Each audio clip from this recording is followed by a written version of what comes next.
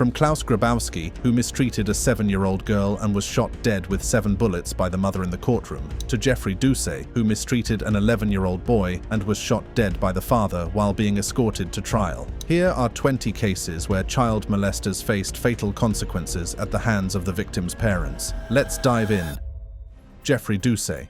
In 1984, Léon Gary Plauché became a household name after taking justice into his own hands. His 11-year-old son, Jody, had been mistreated by 25-year-old karate instructor Jeffrey Doucet. After months of manipulation, Doucet kidnaps Jody and takes him to a motel in California. But Jody managed to call his mother, leading to Doucet's arrest. For Plauché, this wasn't enough. On March 16, 1984, Doucet was being escorted through Baton Rouge Airport to face trial. As he passed by a news crew, Plauché, wearing a baseball cap and sunglasses, stepped out from behind a phone booth. Without warning, he fired a single shot to Doucet's head, murdering him instantly. The shocking footage sparked national debate. Some saw Plauché as a father seeking justice for his son, while others viewed him as a murderer. As a result, Plauché was charged with second-degree murder, but he pled no contest to manslaughter, receiving a suspended sentence and probation. When asked about his actions, Plauché said, "If somebody did it to your kid, you'd do it too." His son, Jody, who once viewed Doucet as a mentor, later became an advocate for raising awareness about mistreatment. Like Jeffrey Doucet, this next predator met a violent end after their crimes.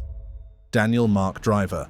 On April 2, 1993, Elena Nessler shocked the nation when she murdered Daniel Mark Driver in a courtroom. Driver, who had been accused of inappropriately touching her 6-year-old son, William, along with several other boys, was seated in the Jamestown Justice Court when Nessler pulled out a gun. In front of everyone, she fired 5 shots into his head, murdering him instantly. The shooting sparked a nationwide debate about vigilantism. The fact is, I did man, that was wrong what I did, but on the other hand, I think a lot of people understand the frustration that I went through. Many sympathized with Nessler, but things quickly turned when it was revealed she was under the influence of drugs when she murdered Driver. This fact weakened her defense, which had portrayed her as a grieving mother seeking justice. Nessler was charged with voluntary manslaughter and served 3.5 years in prison before being released in 1997. However, her struggles continued. In 2002, she was convicted of drug possession and distribution and was sent back to prison. After serving time, she was released in 2006. Similar to Daniel Mark Driver, this next individual faced swift justice for their predatory actions.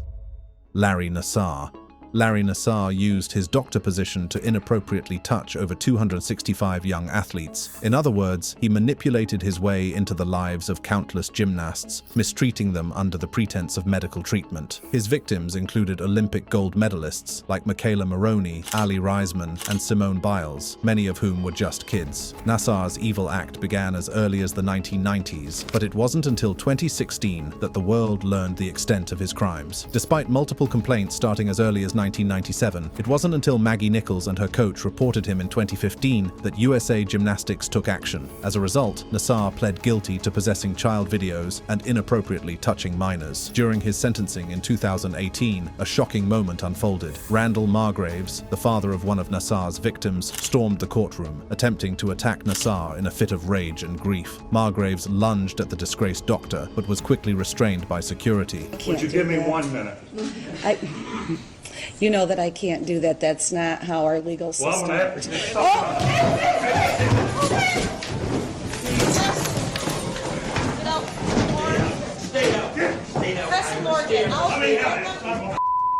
Nassar was sentenced to a combined 175 years in prison. Unlike Larry Nassar, this next person will face a fatal justice in court.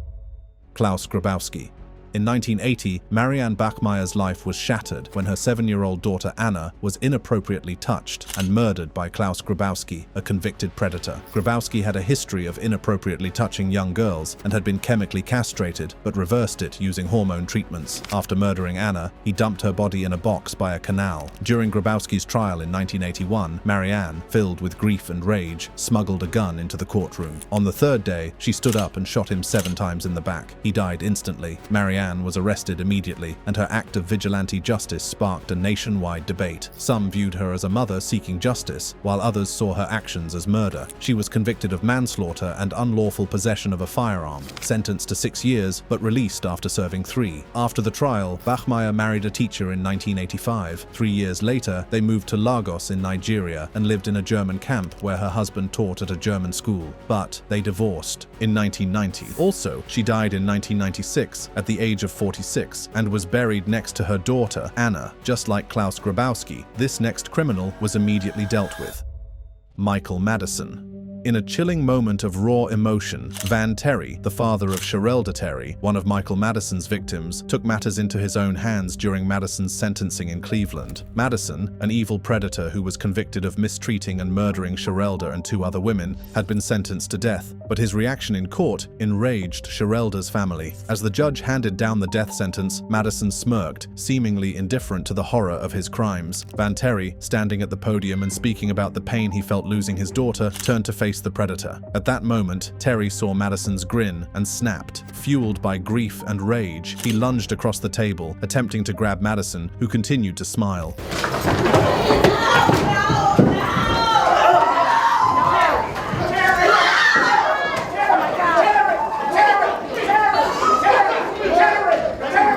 The cops rushed in, pulling Terry off before the situation escalated further. Terry's sister, Sonia Richardson, later explained the father's reaction, expressing how devastating it was to see Madison show no remorse. The family is there pouring out their hearts, and he's sitting there smiling, which caused my brother to launch at him, she said. Also, Terry expressed support for the death sentence. Just like Madison, this next predator faced immediate punishment in court. Christopher Elwell. Just moments after Christopher Elwell was sentenced to 15 years for inappropriately touching a 4-year-old girl, another prisoner attacked him in court. In other words, Elwell, convicted of showing explicit videos to his victims, was blindsided by Josiah Davies, who was awaiting his own hearing. Shackled and seated nearby, Davies launched himself at Elwell and headbutted him in a shocking moment that was captured on camera. The case involving Elwell is particularly shocking. In Dover, he invited the young girl and other children into his home, exposing them to explicit content and touching them inappropriately.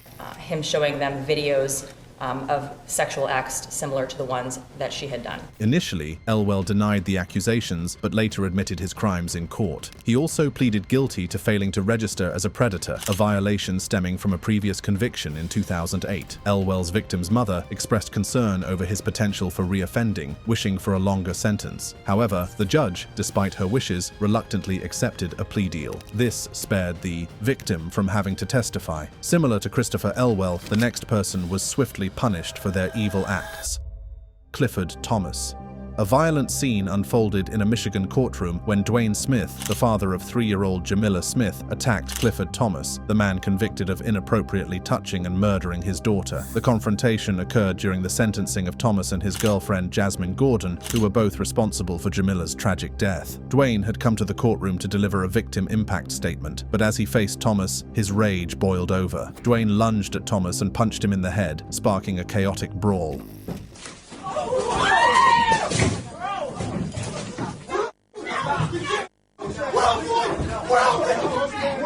The cops from the Wayne County Sheriff's Office quickly intervened, separating the 2 men. The courtroom was cleared, and Dwayne was escorted out, but he faced no charges for the violent outburst. Jamila passed away in September after her mother rushed her to the hospital. Doctors discovered signs of severe mistreatment, including bruising to her head and chest. Her death was ruled a homicide. As a result, Jasmine Gordon was sentenced to 7 years for involuntary manslaughter and 14 years for child mistreatment. Also, Clifford Thomas received a sentence of 15 years for manslaughter, plus additional time for obstructing a police officer. Like Clifford Thomas, this next individual met a brutal end for their actions. Desean Brown. In a courtroom in Ohio, emotions ran high when a father confronted the man accused of inappropriately touching and murdering his son and ex-wife. Tonio Hughes, the biological father of 3-year-old Nilo Lattimore, charged Desean Brown, who was sitting at the defense table during a motion hearing. Hughes punched Brown in the side of the head, and deputies quickly restrained him, placing him into custody. This violent outburst was captured by surveillance footage from the Hamilton County Sheriff's Office. Following the incident, Judge Megan Shanahan found Hughes in contempt of court, sentencing him to 7 days in jail. However, the reason why this chaos happened was due to the tragic events that began in December 2020, when Nilo and his mother, Nitasha Lattimore, were found dead. Nitasha's body was discovered near the Purple People Bridge on December 12th, 5 days after her death. Prosecutors revealed that Brown, who was Nitasha's boyfriend, bought a body bag, telling an Uber driver he was moving out. He disposed of Nitasha's body near the river. Evidence also pointed to Nilo's blood found on a Paw Patrol blanket near his mother's body. Just like Decine Brown, this next criminal was quickly confronted by the victim's parents. Daniel Garcia. David Engwiller's pain exploded in a Texas courtroom during the sentencing of Daniel Garcia, the man convicted of inappropriately touching and murdering his 5-year-old son, Domenic Aguilar Acevedo. As footage of Domenic played in the courtroom, Engwiller jumped to his feet, rushing toward Garcia in an emotional outburst. The cops quickly intervened, restraining Engwiller before leading him out of the courtroom after a brief struggle.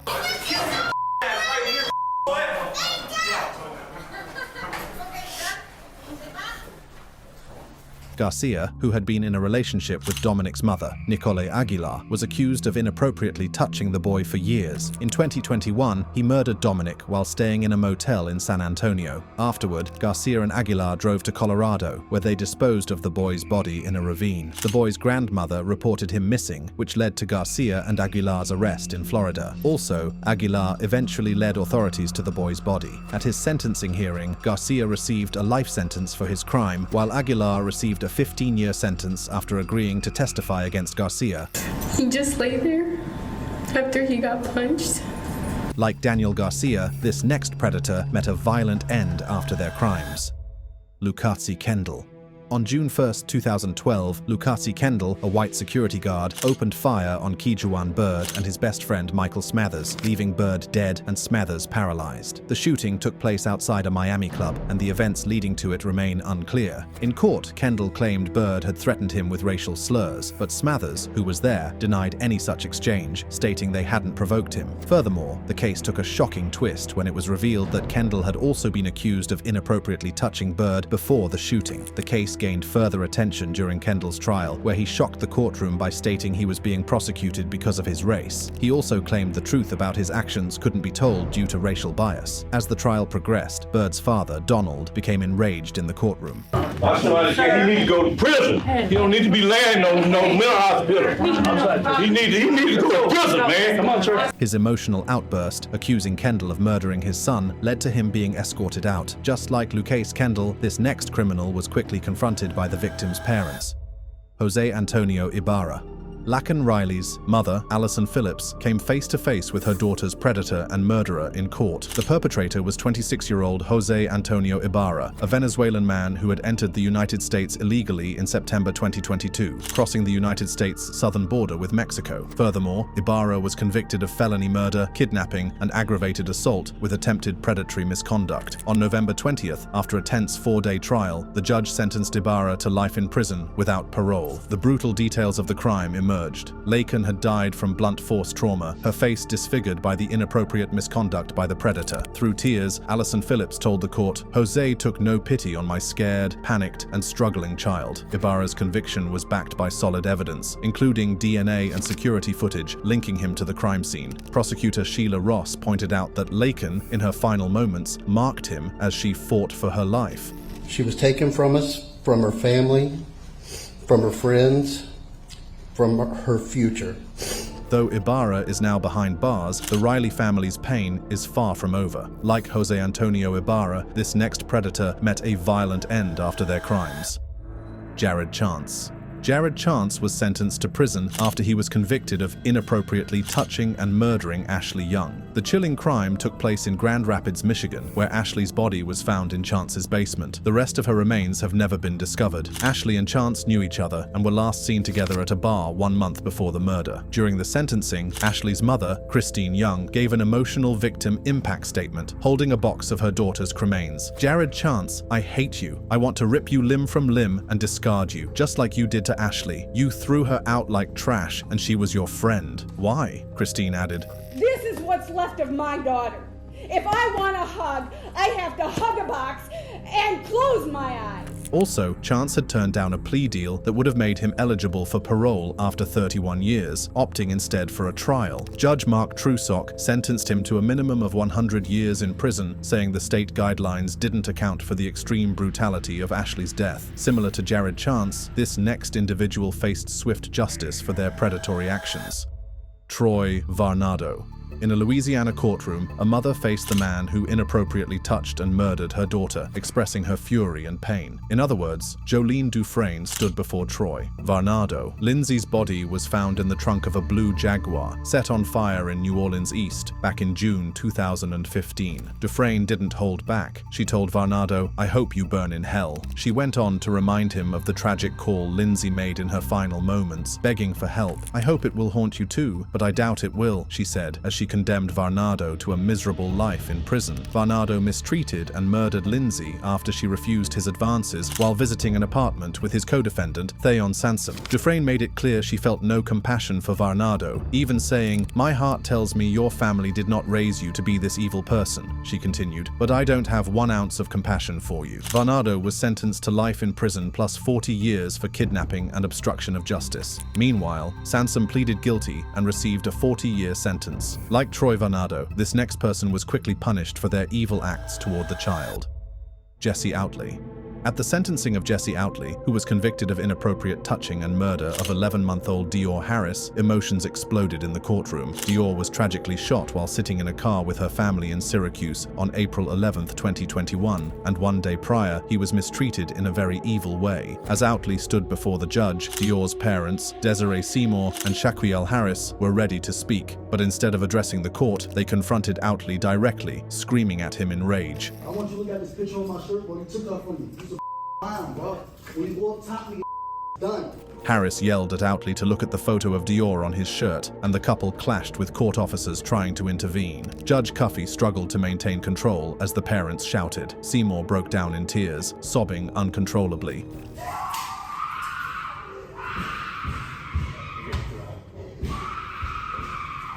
Despite being asked to calm down, Seymour refused, crying, "You don't know this pain." Now, Outley faces 40 years to life for his deadly actions. Just like Jesse Outley, this next criminal was immediately confronted by the child's parents. Luai Sacco. In the court, a mother's grief turned to fury as she confronted the man who ended her daughter's life. In other words, Aggie DiMauro stood before Luai Sacco, the 39-year-old man who had broken into their Melbourne home and brutally mistreated and murdered her daughter, Celeste Mano. As Sacco kept his head down, DiMauro's voice cracked with rage, calling him a coward. The nightmare began 18 months before the tragic event, when Sacco became obsessed with Mano after she rejected his love. After being fired from their shared job, he harassed her online, sending over 140 messages. Despite a police intervention order, Sacco's obsession only grew. On the night of November 16th, Sacco drove to Mano's house after seeing a photo of her boyfriend on Instagram. He scaled a fence, smashed her window, inappropriately touched her, and stabbed her 23 times with a kitchen knife, all within 3 minutes. He then calmly drove to the police station. As DiMauro wept, she blamed herself and the police for not preventing the tragedy. "He destroyed my self-worth and any notion of being a good mum. He's left me with a lifetime of self-loathing, guilt, and remorse," she said. Just like Luai Sacco, this next predator faced immediate punishment in court. Adrian Jerry Gonzalez. On July 25, 2015, Madison Middleton, an 8-year-old girl from Santa Cruz, California, was reported missing. Her mother later learned that Madison had been lured into the apartment of her 15-year-old neighbor, Adrian Jerry Gonzalez. What followed was horrific. Gonzalez inappropriately touched her and later stabbed Madison before disposing of her body in a dumpster. He even watched the investigation unfold, asking officers about the case. He also had a unique obsession with yo-yos and writing suicidal posts on Instagram. 2 days later, Gonzalez was arrested and charged with her murder. However, this case raised significant debate. Should a 15-year-old be tried as an adult for such a brutal crime? In 2016, California passed Proposition 57, which allowed judges to decide if minors could be prosecuted as adults. But in 2019, the state passed SB 1391, which prohibited 14- and 15-year-olds from facing adult charges. The California Supreme Court upheld this law in 2021. As a result, Gonzalez was sentenced to juvenile juvenile detention, where he will stay until he turns 27 in 2026. And, in 2026, a hearing will determine if Gonzalez remains a danger to society. Similar to Adrian Jerry Gonzalez, this next person was swiftly punished for their evil acts. Andy Gonzalez. In May 2017, 23-year-old Andy Gonzalez inappropriately touched and murdered DeAndre Bullis Sr. outside a Grand Rapids hair salon. The incident also left Bullis's cousin injured. In other words, the tragic event took place on Granville Avenue, following a long-standing feud between Gonzalez and Bullis. During the sentencing, Sylvia Villarreal, Bullis's mother, addressed Gonzalez with an emotional victim impact statement. "You're a coward," she said, "and now we have to suffer the rest of our lives," she added. "I hope you suffer for the rest of your life." Her words, filled with grief and anger, echoed in the courtroom as she demanded answers. Why did you kill my baby? You ain't got a reason.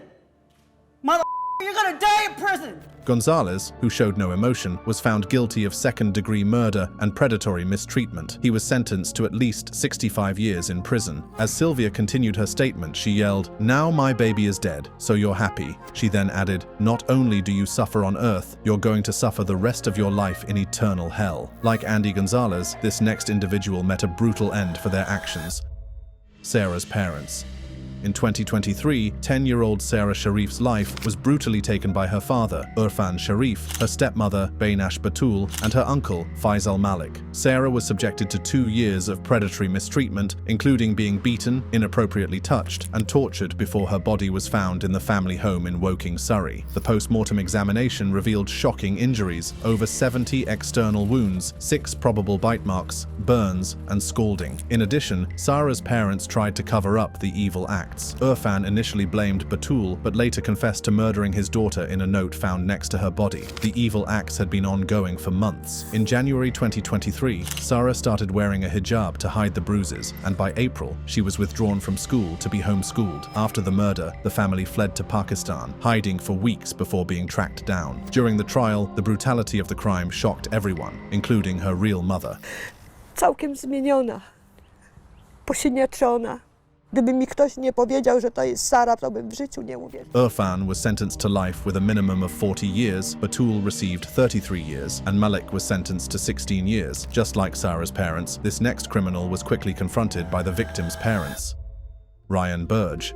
In court, 37-year-old Ryan Burge faced serious charges. He's accused of inappropriately touching and murdering 5-year-old Hartley Anderson. Burge, who had been in a relationship with Hartley's mother for only 3 months, was trusted to watch the young girl while her mother worked. On the evening of the tragic incident, medics found Hartley unconscious, severely bleeding, with severe head trauma. Police were told that Hartley had injured herself during a tantrum, but she later died in the hospital. The courtroom was packed with family and friends wearing Justice for Hartley t-shirts, their faces filled with grief and anticipation. The tension reached its peak when Hartley's real father, Peter Anderson, lunged toward Burge, filled with fury and heartbreak. In the courtroom.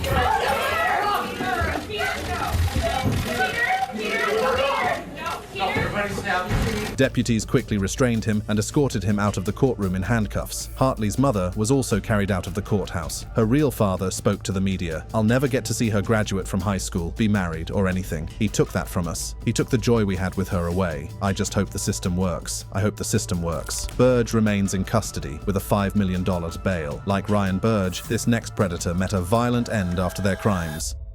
Peyton Gendron. The courtroom was filled with crazy emotion when 19-year-old Peyton Gendron was sentenced for the horrific racist massacre on May 14, 2022, in Buffalo, where he murdered 10 black people at a Tops-friendly market. Disturbingly, Gendron even attempted to inappropriately touch the body of a dead woman during the attack, as the sister of victim Catherine Massey spoke to the murderer, telling him, "You don't know a damn thing about black people." A man in the audience suddenly lunged at Gendron. I know neighborhoods that take people out.